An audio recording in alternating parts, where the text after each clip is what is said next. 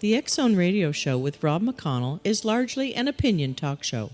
All opinions, comments, or statements of fact expressed by Rob McConnell's guests are strictly their own and are not to be construed as those of the X Zone Radio Show or endorsed in any manner by Rob McConnell, Relmar McConnell Media Company, the X Zone Broadcast Network, its affiliated networks, stations, employees, or advertisers.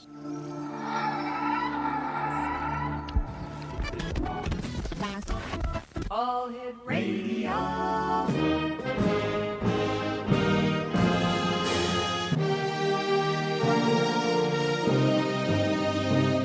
Welcome to the X Zone, a place where fact is fiction and fiction is reality. Now, here's your host, Rob McConnell.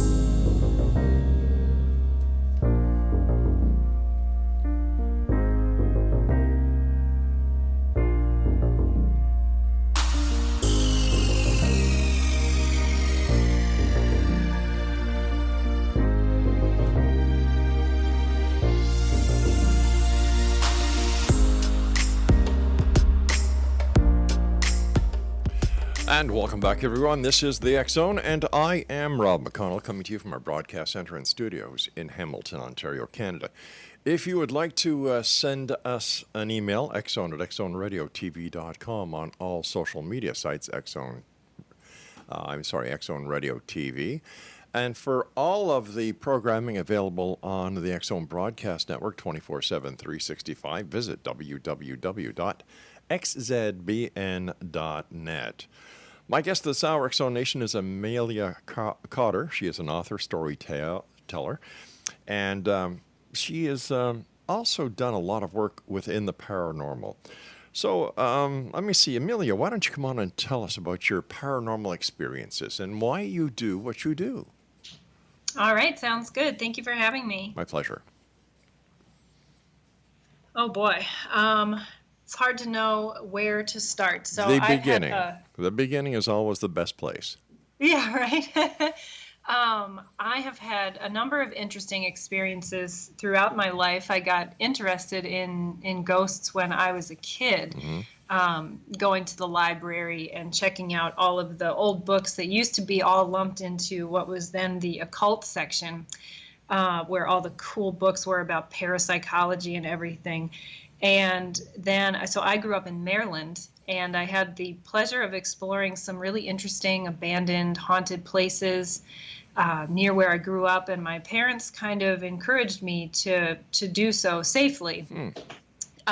They thought it was kind of neat themselves, so my parents encouraged me to explore this house that was close to where my dad worked in Baltimore County, Maryland. He worked at a restaurant on what had been My Lady's Manor, owned by Lord Baltimore. So there were a bunch of houses on the property dating from like the 17 and 1800s. And one of them was affectionately known locally as Walter's House. And I got a chance to walk through some of the safer parts of the house in the daytime and check it out. I was a history buff too, and I think that's what my parents wanted to instill in me, was a love and an affinity for history, and feeling lucky to have some of these places that were still standing that were many hundreds of years old. And I live in Chicago now, so we don't really see that out here in the Midwest. Right. In any case, I fell in love with this house called Walter's House, and that kind of started me on a lifelong track of being interested in ghosts and ghost stories and people's personal experiences, mostly in a positive way. Some people come to it, I think, because they have terrifying experiences. They grow up in a haunted house or something like that. I became more like romantically fascinated with ghost stories, and that's kind of carried me through to today, where I've written books and done a lot of research. Right.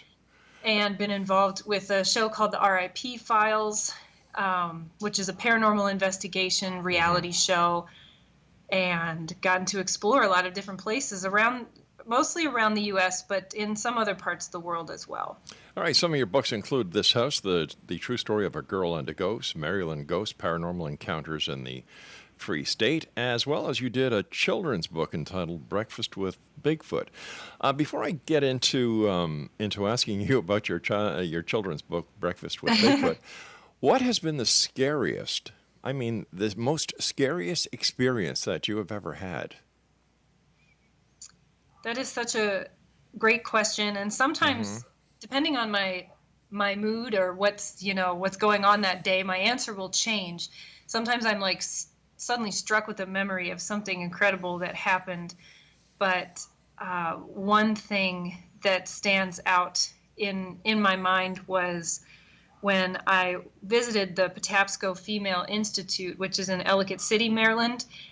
With when I was filming the RIP files, we spent a night there, and that was a girls' finishing school that was built in the 1830s, and it's been partially restored, and they do outdoor theater there and weddings and all kinds of stuff. And there was only one reported death on the property, and we weren't sure how haunted it was actually going to be when we went to film there. It was just a really cool location. And it was one of the only times that, so I haven't seen too many things. I feel like I did see a ghost when I was a kid, but otherwise I haven't seen too many things with my own eyes. But I actually saw what people would normally describe as shadow figures, which were like these, but they weren't like people-shaped shadow figures. They were like these gelatinous masses that were moving along the outer walls of this building. And it was one of the only times I had ever felt like a dark kind of presence, not evil or demonic or any of the buzzwords that people sometimes use, but definitely something that did not have any kind of good intentions and didn't seem to be like a human spirit. So do you believe in ghosts if you haven't seen one? I do. I Why? do believe in ghosts. I don't have a definition for what I think ghosts are. So we use the word ghost or spirit or apparition or demon or whatever to describe a number of different types of things that we see. And I feel like the more I've experienced throughout my life, the less I understand the activity that I'm looking at. But I believe they exist. I just don't think I understand what they are. I think we also tend to look at ghosts and spirits through a religious lens, and I try to see them as just something that is some kind of phenomenon. And I did see a ghost, I believe, when I was a kid, and that was your classic sort of, full body apparition in front of my eyes type of experience. But other things, have kind of gotten to me, just strange dreams, all sorts of things that go along with, like when you're investigating or studying or researching, even when I've written books and experiences that I've had in my own home while I was writing, a book or a story in an otherwise non-haunted location. And it's just made me wonder. It's definitely brought more questions than it has answers. So I'm trying to understand where your belief in ghosts come from. I don't understand. Was it the apparition that you saw when you were a young girl? Was it your love for history and was it your love for reading books? Or where did the desire to do what you're doing today come from? I think for me, I've always been fascinated by ghost stories. Okay. So I think that's where it started for me when I was a kid. I read the scary stories, tales by Alvin Schwartz when I was a kid. I loved to be scared. I loved scary movies, the ones I was allowed to watch. And I enjoyed being scared. I grew up in a small town in Maryland, so I had a few options when I was a teenager. One of them was to, party and act out, and I wasn't cool enough to party with the cool kids, so I was friends with the people that wanted to go explore graveyards and stuff like that. And I also loved history, and it made me feel connected to history and connected to where I grew up. And so I would go and explore these strange places, and I think my desire to know more about the world and the mysteries of the world sort of was rooted in my love for ghosts and ghost stories. My personal paranormal experiences are kind of secondary to all of that. I know some other folks too, especially out here in Chicago, that have spent their whole lives researching and writing about the paranormal and have yet to have a paranormal experience. They just think it's really freaking cool. And they wish they could, but they haven't. And I think I've had a variety of interesting experiences. I just am unable to define what they are. And my day job, I work over at the Adler Planetarium here in the city. So I spend a lot of time around astronomy and space science. It kind of puts things into perspective when you're thinking about the day-to-day, like what are ghosts and what does ghostly activity mean? For me, it's more fascinating to ask the question than it is to know the answer. So, are ghosts real, or are they what many psychologists are pointing to today? They're figments of the experiencer's imagination. I believe that ghostly activity is real, and I believe that people's experiences are real. So when somebody describes an experience to me that I may not be able to identify with, I believe that they are telling me the truth, and that what happened to them did happen insofar as they are able to understand what happened. Then I feel we start applying labels. Then we start calling it, well, it had to have been a ghost, or it had to have been a demon, or perhaps it was an alien abduction, or who knows what words we use to describe it. So I use the word ghost to describe like a type of activity or something like that I or others have experienced. All right, stand by, Amelia. We've got to take our break. Exonation. Okay. Amelia Cotter is our special guest. AmeliaCotter.com is her website, and we'll both be back on the other side of this break as we continue here in the X Zone with yours truly, Rob McConnell, from your broadcast center and studios in Hamilton, Ontario, Canada. Don't go away.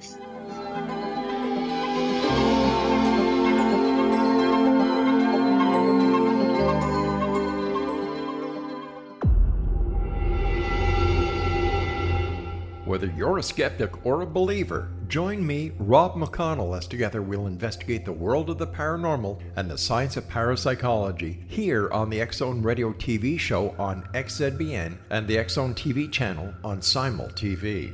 Since 1990, the X Zone Radio TV show has been the place where people dare to believe and dare to be heard. Together, we'll investigate UFOs, aliens, ghosts, Bigfoot, psychic phenomenon, lake monsters, conspiracy theories, government cover-ups, the truth embargo, alien abductions, ESP, haunted locations from around the world, and so much more.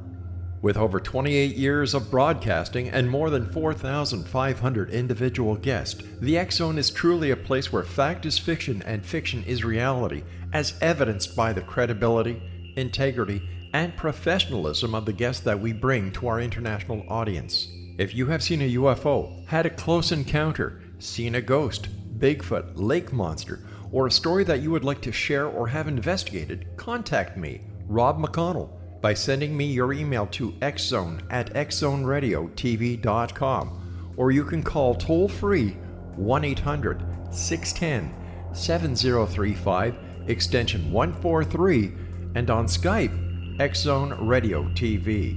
For more information on the X Zone Radio TV show with yours truly, Rob McConnell, visit www.xzoneradiotv.com or www.xzonetvchannel.com or simultv.com and xzbn.net. Until next we meet here in the X Zone from our broadcast center and studios in Hamilton, Ontario, Canada, always remember, X Zone Nation, keep your eyes to the sky and your heart in the light.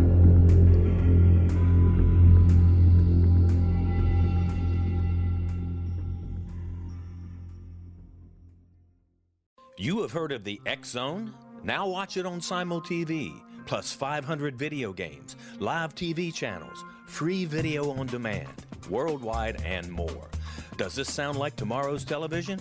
Well, it is, but you can have it today, right now. It is Simul TV. Simul TV offers what the others only wish they could provide. 15 exclusive channels like X Zone, sci-fi, and horror.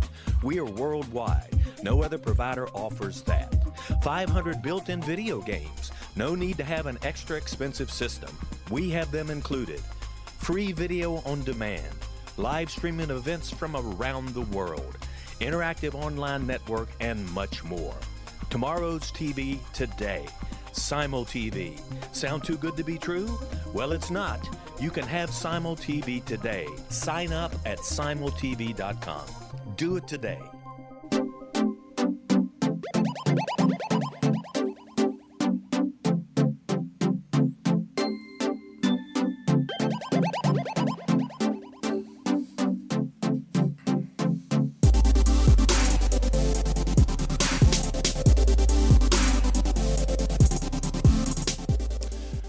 Amelia Cotter is our guest this hour, Exonation, www.ameliacotter.com, and Cotter is spelled C-O-T-T-E-R.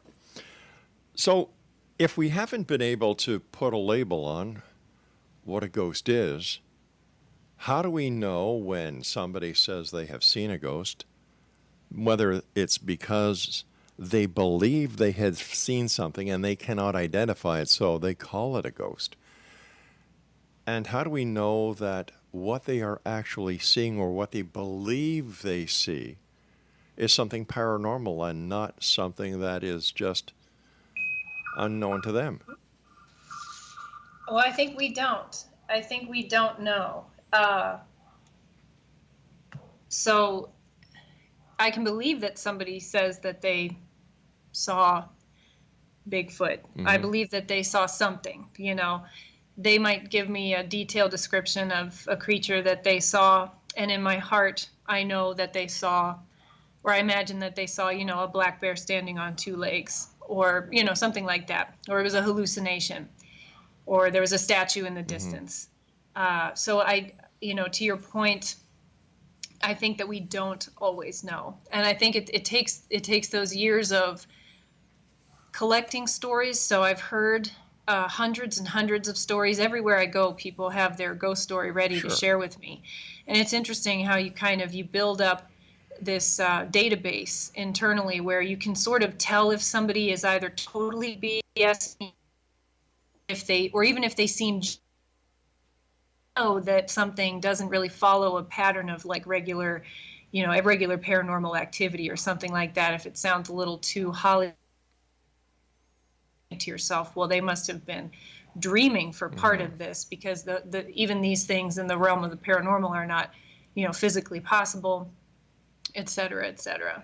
But I think when you see patterns of activity. But if we take these stories and give them credence without actually having proof that what the person is saying is real, are we not enabling at this point? I think that the stories themselves are very important. So ghost stories, legends, myths, urban legends provide us with something like a modern mythology. And I see there as being separate categories. We have the history of an allegedly haunted location, the actual history and the things that happened there. Then you have the legends and the tall tales and the fables, maybe the sort of urban legendy types of things that might surround the haunted location. That's the mythos. And then you have people's experiences of what they say happened to them there. I think each one of those things holds its own value. It has a value, but now this is just my own opinion, by giving it credence, by giving it some sort of credibility, by printing the story, by retelling the story, are we doing anything that is worthwhile, or are we just spinning the yarn, keeping the yarn going without any validation of the facts or the events leading up to the story? Well, my goal and my role in the grand scheme of things is not to prove or disprove the paranormal. I'm purely interested in people's experiences and emotions and their connections with ghosts and haunted places, and why we as a society or different cultures are so fascinated with ghosts and spirits and how we relate to them. So that's a little bit more of like the heady stuff and the philosophical end of things, more so than it is deep down in the nitty-gritty of discovering whether or not ghosts really exist, if there's an afterlife, if we can use science to demonstrate paranormal activity and things like that. That is not so much my forte. But when you write a book, for example, Maryland Ghosts, Paranormal Encounters in the Free State, am I correct in saying that what you're doing is you are just retelling or, republishing the stories that you have heard? Yeah, so Maryland Ghosts was a very fascinating book to write. So I took the historical pieces of each of the different places. I think there's about 35 different stories in there. Right. Talked about the history, talked about the haunted history insofar as what people have reported over the years or the kinds of stories that have been reported. And then I interviewed many different people, including paranormal investigators, including family members, including people that I knew from high school and, et cetera, people that contacted me that were interested in being part of the book, and interviewed them or received their stories of their personal experiences and then shared those. So what it presents to the reader is an opportunity to read about places that are supposedly haunted and then hear people's own stories. What is your most favorite story from your book, Maryland Ghosts, Paranormal Encounters in the Free State? Oh boy, that's another good question. I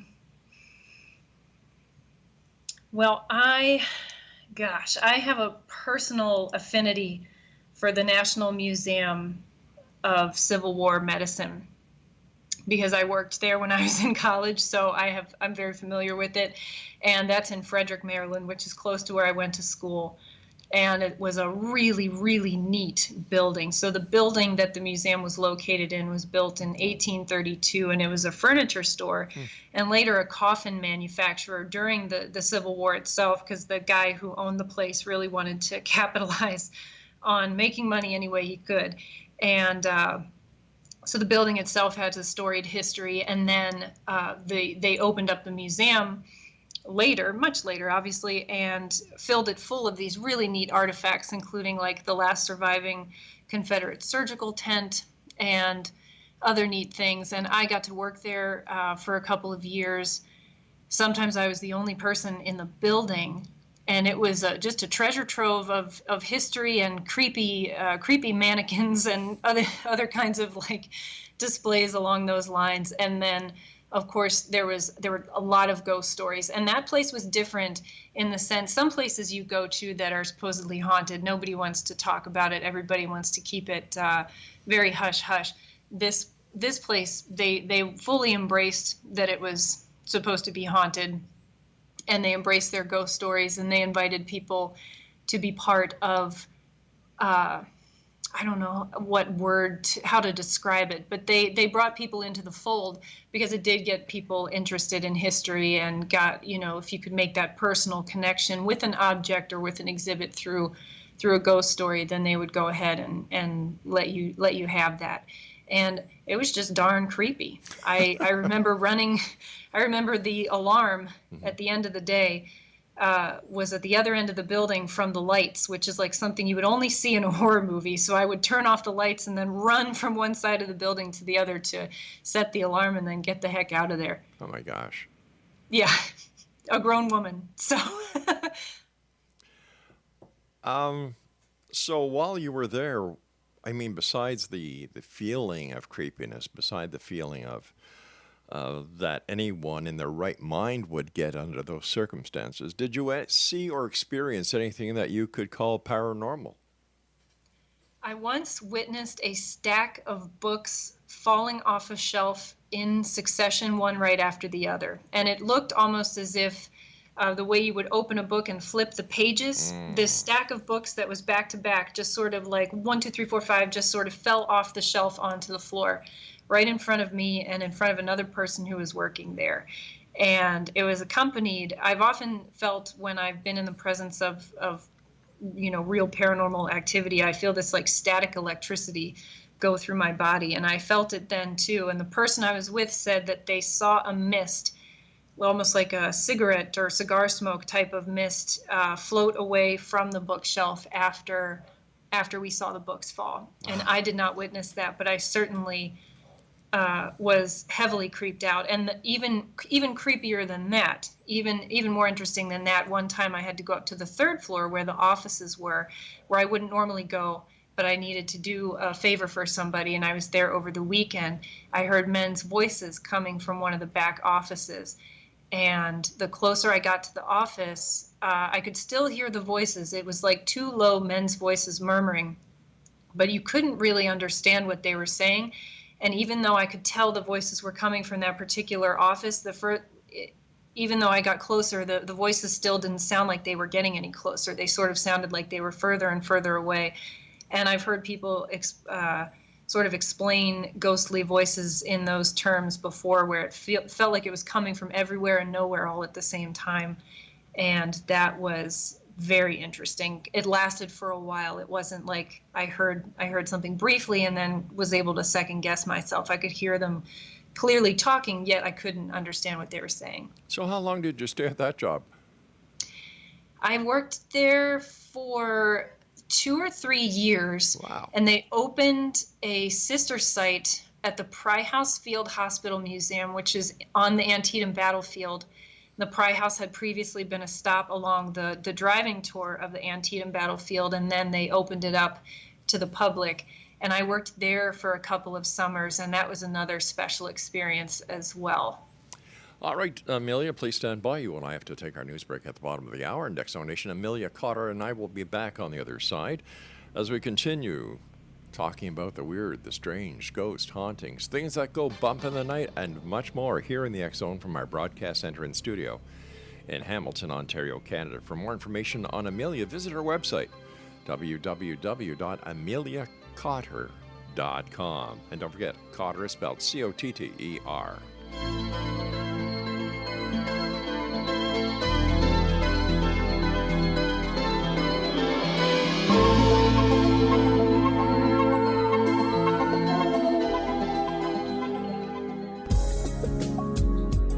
From our broadcast studios in Hamilton, Ontario, Canada, to the world and beyond, you're watching the X Zone Broadcast Network, www.xzbn.net.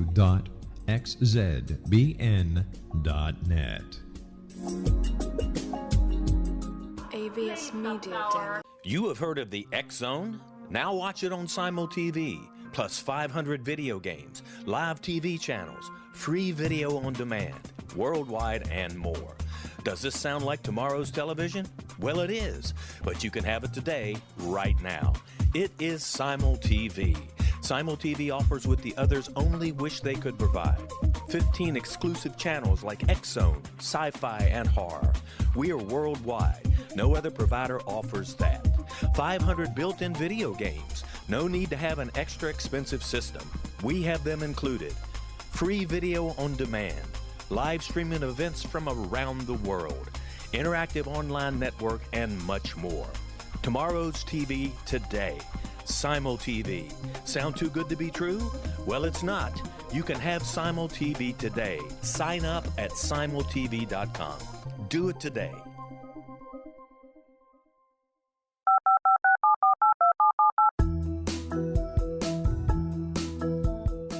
Did you know that when you're on the road with limited data or Wi-Fi, you can still listen to the X Zone Radio Show with Rob McConnell, The Science of Magic with Gwilda Wiyaka, X-1, Dimension X, Space Patrol, and every minute of the X Zone Broadcast Network by calling 213-401-0080, courtesy of Audio Now. No smartphone, app, or internet needed. It saves your data plan, and it's free if you have unlimited minutes. Call 213-401-0080 to listen on any phone, anytime, anywhere. Remember 213-401-0080 for the best of the paranormal, parapsychology, and sci-fi radio programming anywhere, 24/7, 365.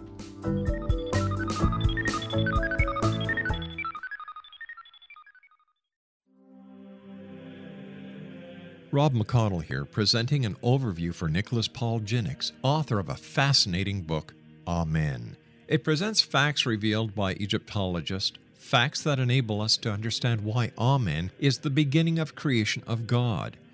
It provides recommendations for religious leaders of the major religions to unify their beliefs and teach the Word of God. Love one another. Amen informs people how mankind conceived God. It was the Egyptians that developed the concepts of a soul, a hereafter, and Son of God. And finally, after the worship of many gods, they conceived the belief in one universal God, the maker of all there is. For more information, visit www.futureofgodamen.com. That's www.futureofgodamen.com.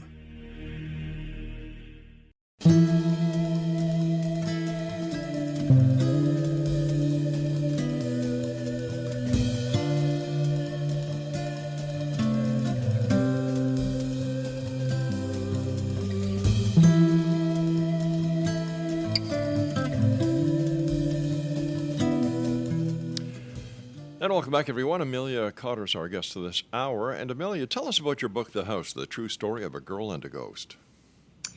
Yeah, so that book explores my experiences from when I was a child that I mentioned at the beginning of the interview with the house, Walter's house, that was, this place of local legend in Baltimore County. And so this house was actually, it started as a young adult book because at some point I didn't realize I was going to segue completely into writing about the paranormal in this way. I thought it would be cool to write some ghost stories, but my career took a different path. And so it was originally a young adult book chronicling my love and fascination for the house, and then my encounter with the ghost that I called Walter, because everybody called any of the ghosts there Walter. And that was when I experienced seeing a young man hanging out of a window, looking down at me from an attic window, and he was completely white. So I could see his body and I could see his clothing and his hair, but all the definition and everything, but there was no pigment, just white, and he had no face. But it wasn't a scary like vacuum of not having a face. It was just sort of like one of those like blank, like a country doll that you sometimes see that are just have those white faces. And I had that static electric feeling that I was describing before. And the feeling that what I was seeing was not something that was scary or threatening to me. And I was actually thrilled. I was 11 years old. I actually felt thrilled and very honored, the way that if you were a bird watcher and you saw a really rare bird, you would get really excited because this was like a life list item or something like that. And for the rest of my life, I've never seen anything quite like that. So I remember that very fondly, and I just really adored it. It was cool that I got to have that experience, such like an intimate experience with a haunted place that felt like it was my own. Was that the only encounter that you had with Walter? That was the only one that was visual. I would explore the house and imagine what Walter or his family or these people may have been like who used to live there. There were scattered remnants from the 1950s through all the way back to like the 1850s, and the house had been built well before that. I remember hearing footsteps in the house, and I had captured an EVP at the time on an old recorder that is long gone, but like an old analog recorder. And I have it in my journals from when I was a kid, saying that that a voice had come across on the recorder telling me, take it now, while I was looking at some objects on a shelf. And I ended up taking a mason jar out of the house about a month before it was torn down. There was a car accident that happened in front of the property, and like the guardrail, from the street actually landed on the porch of the house. And I don't know why it seemed to coincide with that, but I wonder if the county or the state, then we're paying attention to the fact that there was this big abandoned house next to the road, and they decided to tear it down, but then it was gone. It was gone. It was nothing but green grass within a few months. It was very surreal. Over the years doing this show, I've come to realize something, that the majority of paranormal researchers, especially those who investigate ghosts, are actually historians. Yeah, isn't that interesting? I wonder if they do go hand in hand, because it allows for that connection to history, that sort of living history, for lack of a better term, not trying to be punny, but like, a living history connection, and an appreciation for history or architecture or old spaces. I've met a lot of people like that. Do we hear of any new homes or new factories or new buildings that are haunted? I certainly have out here in Chicago, since there are so many different, even though this is a shorter span of history that Chicago's been around, there's a lot of layers, and there's a lot of, places get torn down and built over. And there are stories about brand new condos or brand new houses that were built over top of other properties, or even like museum areas and things like that, that have old hauntings in the new building. Strange. You were a tour guide, let me see, with Chicago Hauntings. And how haunted is Chicago? Chicago's pretty darn haunted. Really? I have to tell you. I do love this city. I've been here for about 10 years, and I feel like I'm fully indoctrinated into the Midwest now, even though I grew up on the East Coast. And Chicago just has a really neat history, and so many cool stories, cool urban legends and things like that, but then also genuinely haunted places. We have some of the like rock star places out here, like Bachelor's Grove Cemetery, and the site of the St. Valentine's Day Massacre, and the Hull House where the Devil Baby story originated, and just countless. I could go on and on for a long time. And we got to visit those on the tours. And of course I travel and I talk about, haunted Chicago, haunted Midwest. It's really neat. There's a lot. While you were a tour guide with Chicago Hauntings, did anything strange or weird or bizarre happen? Yes. So I didn't usually expect a lot to happen, because you're in a very you're on a big bus with between like 25 and 50 people, and it's very clinical. You get on, you get off, you tell the stories, people snap some photos. Sometimes though, other people would have some incredible experiences. They would be in tears, things that they thought that they saw or felt or experienced, photos that they took that they looked at later and then would send to us and say, "You won't believe what I found, what I captured." And then I had some interesting experiences too. I was doing it for a while, several nights a week, sometimes more than one time a night, and sometimes like doing the tours after 10 o'clock, after a few tours, it was almost like psychedelic, like be really tired, just kind of on autopilot. And I would have these crazy, crazy lucid dreams when I would get home. And sometimes I would hear things. I lived with my friend at the time over towards the west side of Chicago, and I would hear footsteps shuffling up and down the hallway. I would get up. One time I got up in the middle of the night and went to go use the bathroom. And as I crossed the hallway from my room to the bathroom, I saw a woman standing in our kitchen out of the corner of my eye. And I don't count that as a ghostly sighting, because I was deliriously tired and had just woken up, and I saw her out of the corner of my eye. And when I looked again, she was gone. But people had warned me. The other tour guides had sort of like warned me and some of the other, newbies, that there were certain places that you could take something home if you weren't careful. And the area around the Hull House was one of those places. So I was always actually there. I figured it can't hurt to be a little superstitious. So they told me never go in the courtyard, and I didn't. Other people had reported being followed home by like a female spirit. So how do you protect yourself from bringing something home with you after you do a tour? I would have little things that I would take with me. So some sort of a good luck charm or talisman or a piece of jewelry, or I would wear the same ring, same socks, kind of, something like that. And I would sort of, say a prayer beforehand, be in a good mind frame, have a clear frame of mind, and always discourage any energy from following me home. Sometimes I would actually say that out loud, and other times I would just sort of repeat it as a mantra to myself. And then And then around that too,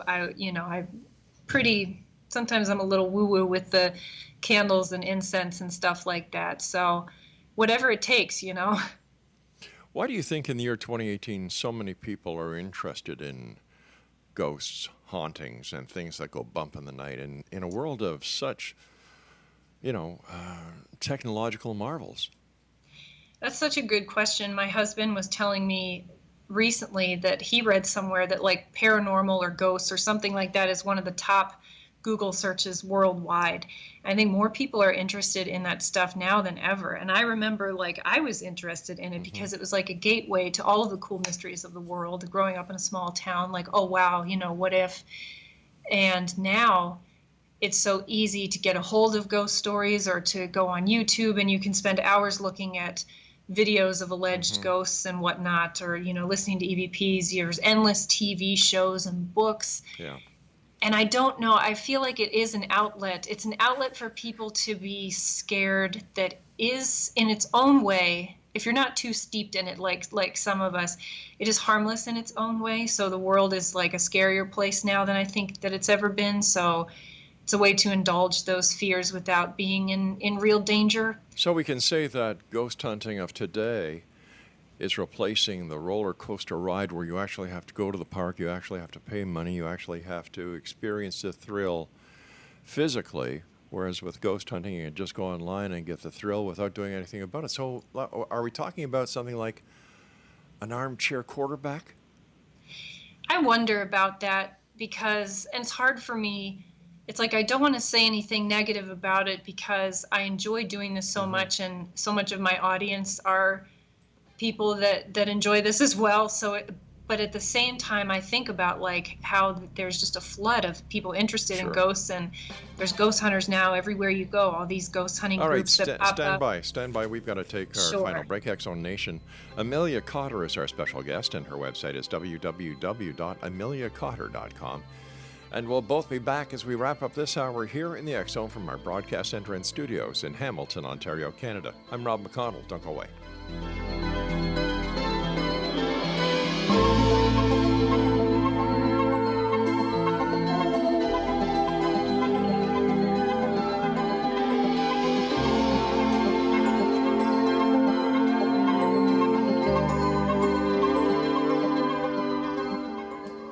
You have heard of the X-Zone?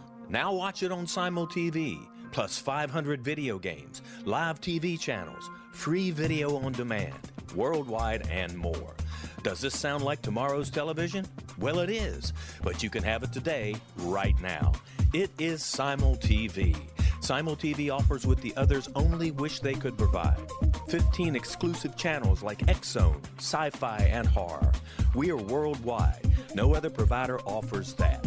500 built-in video games. No need to have an extra expensive system. We have them included. Free video on demand. Live streaming events from around the world. Interactive online network, and much more. Tomorrow's TV today. SimulTV. Sound too good to be true? Well, it's not.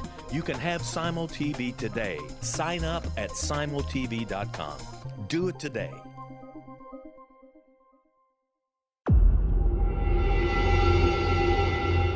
Whether you're a skeptic or a believer, join me, Rob McConnell, as together we'll investigate the world of the paranormal and the science of parapsychology here on the X-Zone Radio TV show on XZBN and the X-Zone TV channel on SimulTV. Since 1990, the X-Zone Radio TV show has been the place where people dare to believe and dare to be heard.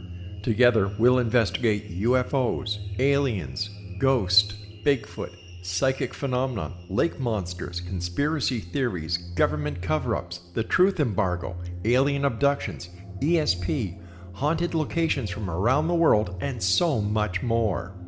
With over 28 years of broadcasting and more than 4,500 individual guests, the X-Zone is truly a place where fact is fiction and fiction is reality, as evidenced by the credibility, integrity, and professionalism of the guests that we bring to our international audience. If you have seen a UFO, had a close encounter, seen a ghost, Bigfoot, lake monster, or a story that you would like to share or have investigated, contact me, Rob McConnell, by sending me your email to xzone@xzoneradiotv.com, or you can call toll-free 1-800-610-7035, extension 143, and on Skype, X-Zone Radio TV.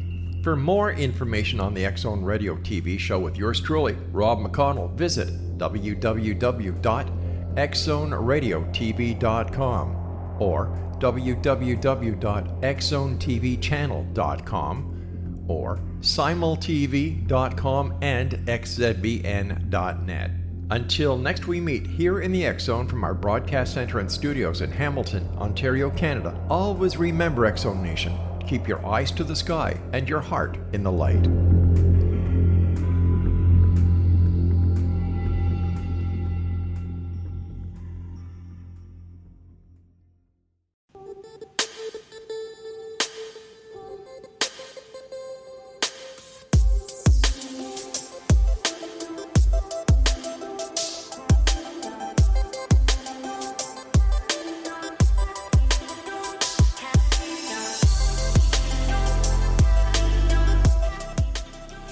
Amelia Cotter is our special guest of this hour, X-Zone Nation, www.ameliacotter.com. And Amelia, what part of the entire para-industry do you think plays into the mix or into the formula these days that paranormal sells? Gosh, it's sort of turned into a monster, with the advent of the many television shows that started like with ghost hunters, which was really cool because then people felt like they could have access to information about how to ghost hunt if they were interested in the hobby. And so it brought an awareness to the paranormal field and also to some historic places that have now been restored because people put money into them through things like public investigations and stuff like that. And there have been some positives and there have been a lot of negatives. I meet a lot of people, like you had mentioned earlier, that are really interested in history and that are historians or authors or were investigators 30 years ago when it was a much different ballgame than it is now with this field being inundated by a lot of people who just feel like maybe they need to be validated through having a hobby where they feel empowered. I'm not sure. It's hard for me to pinpoint. I just know that it's turned into a big industry, maybe through movies as well, like movies that have sort of brought ghost hunting to light. So not just scary and horror movies, but movies that are sort of about paranormal activity and ghost hunters and found footage, filming your own. We have our own YouTube channels now that we film all kinds of stuff with. So then people, of course, will go out looking for Bigfoot with that. But once again, let's get back to where I was going with this. It's if somebody can make a buck, they'll do anything to make a buck. How do you validate anything, or where does the responsibility lie when it comes to having so much access to so much information? That, there's a lot of crap out there. And how is the person who has just gained an interest in, let's say, the paranormal, how are they to know what is real and what is fake? Where does the responsibility of the rest of society lie when it comes to validation? And this is why I look at investigating the paranormal totally different than I would say 99.999% of the people do. I'm an ex-police investigator. We go on fact. We don't go on supposition. Right. You cannot conduct an investigation without facts. And you have so many people out there calling themselves investigators. Well, where did you learn how to be an investigator? Oh, on the internet. No. That's one of the questions that I ask a lot too. One of those ethical, like, are we part of the solution or part of the problem types of questions. Sure. That I pose a lot when I go places and talk to people with a sense of self-awareness too, that, I make money off of writing books and things like that.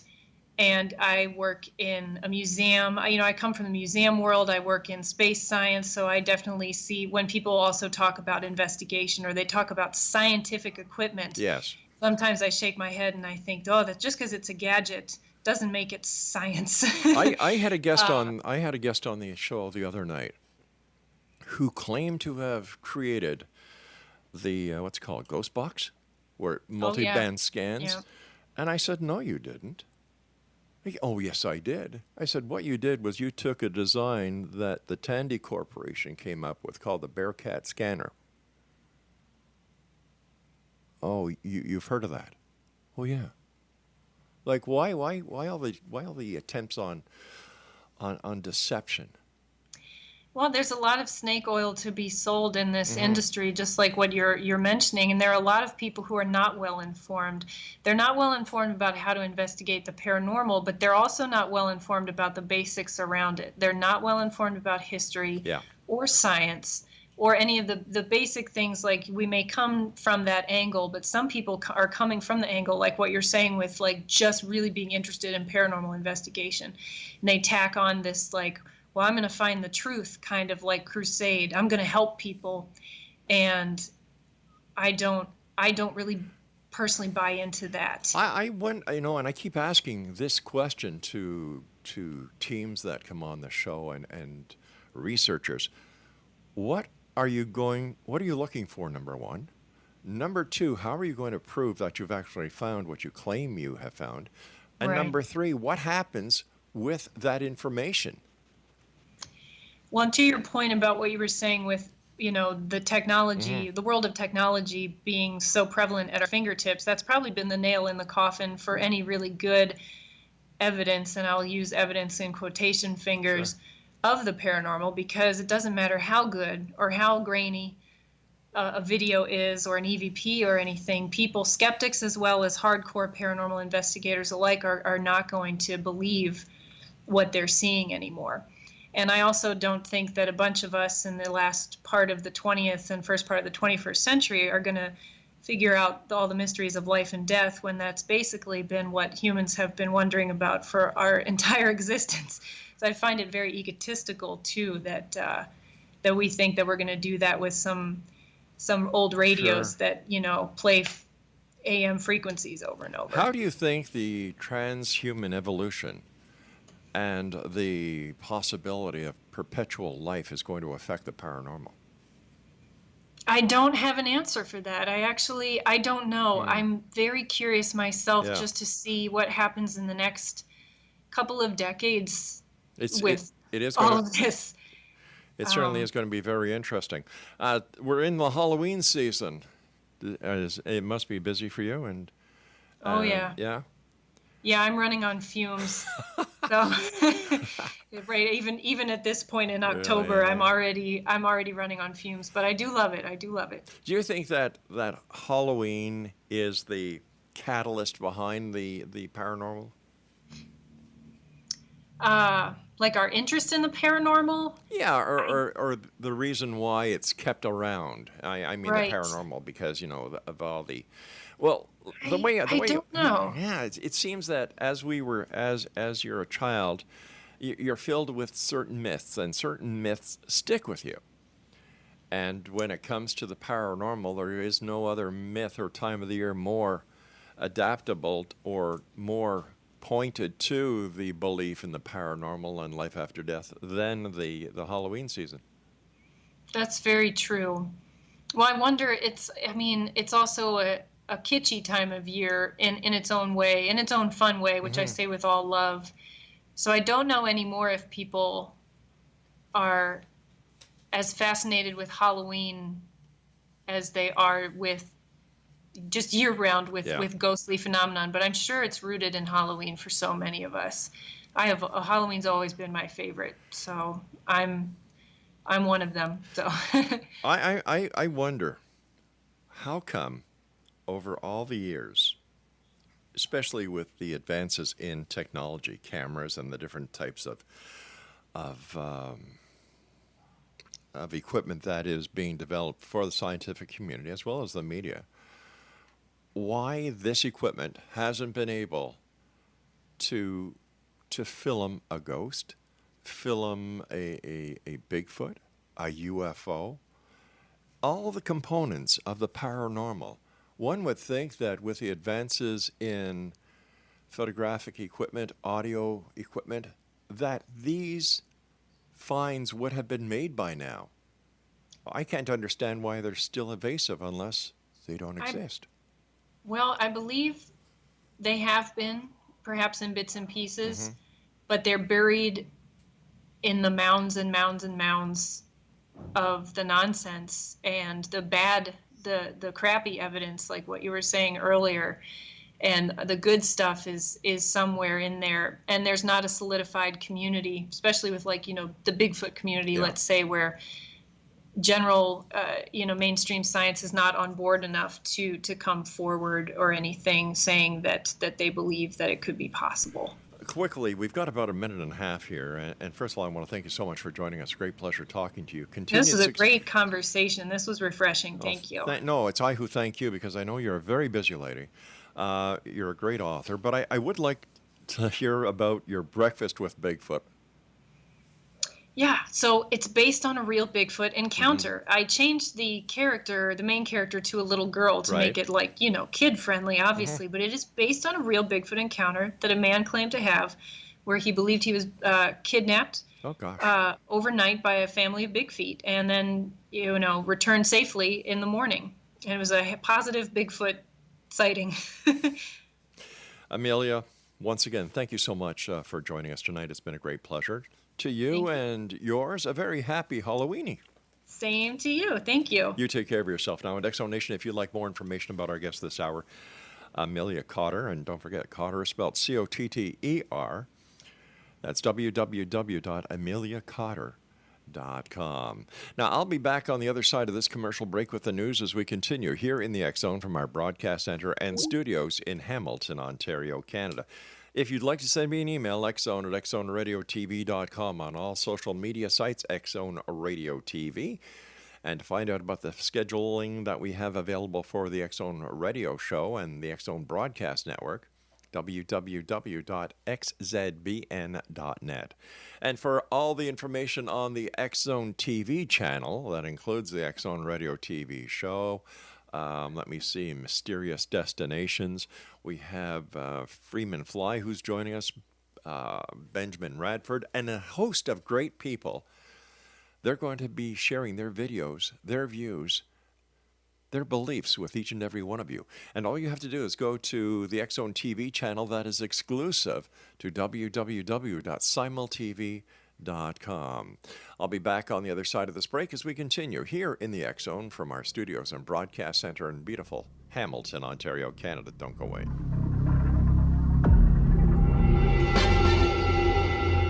Whether you're a skeptic or a believer, join me, Rob McConnell, as together we'll investigate the world of the paranormal and the science of parapsychology here on the X Zone Radio TV show on XZBN and the X Zone TV channel on Simul TV. Since 1990, the X Zone Radio TV show has been the place where people dare to believe and dare to be heard. Together, we'll investigate UFOs, aliens, ghosts, Bigfoot, psychic phenomenon, lake monsters, conspiracy theories, government cover-ups, the truth embargo, alien abductions, ESP, haunted locations from around the world, and so much more. With over 28 years of broadcasting and more than 4,500 individual guests, the X Zone is truly a place where fact is fiction and fiction is reality, as evidenced by the credibility, integrity, and professionalism of the guests that we bring to our international audience. If you have seen a UFO, had a close encounter, seen a ghost, Bigfoot, lake monster, or a story that you would like to share or have investigated, contact me, Rob McConnell, by sending me your email to xzone@xzoneradiotv.com, or you can call toll-free 1-800-610-7035, extension 143, and on Skype, X Zone Radio TV. For more information on the X Zone Radio TV show with yours truly, Rob McConnell, visit www.xzoneradiotv.com or www.xzonetvchannel.com or simultv.com and xzbn.net. Until next we meet here in the X Zone from our broadcast center and studios in Hamilton, Ontario, Canada, always remember, X Zone Nation, keep your eyes to the sky and your heart in the light.